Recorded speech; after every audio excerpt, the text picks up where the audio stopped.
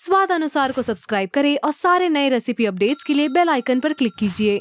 अक्सर हम चटनियाँ बाहर से मंगवाते हैं, जैसे कि लहसुन की चटनी है, हरी चटनी है। आज मैं आपको कुछ अच्छे से और इजी से स्टेप बताकर लहसुन की चटनी कैसे घर पे बनाते हैं वो दिखाऊंगी। सबसे पहले गैस ऑन करते हैं और 1 चम्मच तेल ऐड करते हैं। इसमें बहुत ही कम तेल की ज़रूरत है। तेल जैसे ही गर्म होता है, करीबन मैंने आधी वाटी जितना लहसुन लिया हुआ है वो हम ऐड करेंगे। लहसुन को हमें लाइट ब्राउन होने तक भुनना है।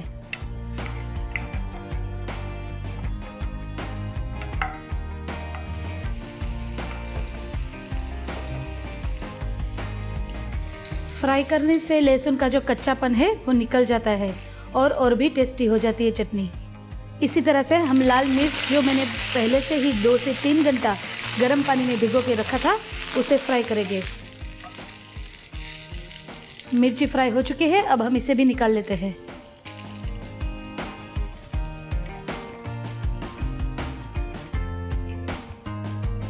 अब गार्लिक, मिर्ची और अदरक को हम पीस लेंगे। इसके लिए मिक्सर में सबसे पहले गार्लिक ऐड करेंगे, मिर्ची ऐड करेंगे और मैंने यहाँ पे आधा अदरक लिया हुआ है, जो टोटली ऑप्शनल है। अगर आपको अदरक का टेस्ट पसंद नहीं है तो आप इसे अवॉइड कर सकते हैं। हमें इसका बिल्कुल ही स्मूथ पेस्ट बनाना है। मैं पानी ऐड नहीं कर रही हूँ क्योंकि मुझे ये लंबे टाइम तक स्टोर करना है।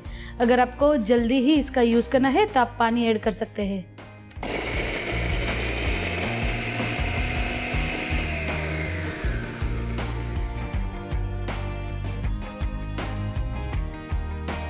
चटनी रेडी हो चुकी है, अब हम इसे निकाल देते हैं। गैस को फिर से ऑन करेंगे। ऑलरेडी तेल हमने डाला हुआ है, इसमें ही थोड़ा सा जीरा ऐड करेंगे।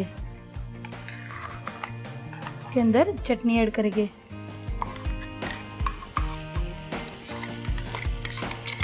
अब इसमें स्वाद अनुसार नमक ऐड करेंगे और आधा चम्मच लाल मिर्च पाउडर।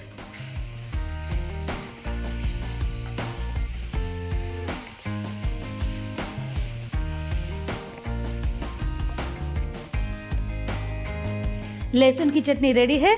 अब हम गैस को बंद कर देते हैं। अगर आपको तड़का नहीं लगाना है और सिंपल वैसे चटनी बनानी है तो आप वो भी कर सकते हैं। चटनी को बिल्कुल ही ठंडा करके आप इसे जार में भर सकते हैं। करीबन 2 से 3 महीने तक ये चटनी फ्रीज में आराम से रहती है। इसे आप बाजरे के रोटले के साथ, खिचड़ी के साथ या भेल में या सेव पूरी में खा सकते हैं। आपको ये रेसिपी कैसी लगी ये मुझे ज़रूर कमेंट्स में लिख भेजिए और ऐसे ही स्वादिष्ट गुजराती रेसिपीज़ के लिए लाइक कीजिए, शेयर कीजिए और सब्सक्राइब कीजिए स्वाद अनुसार को।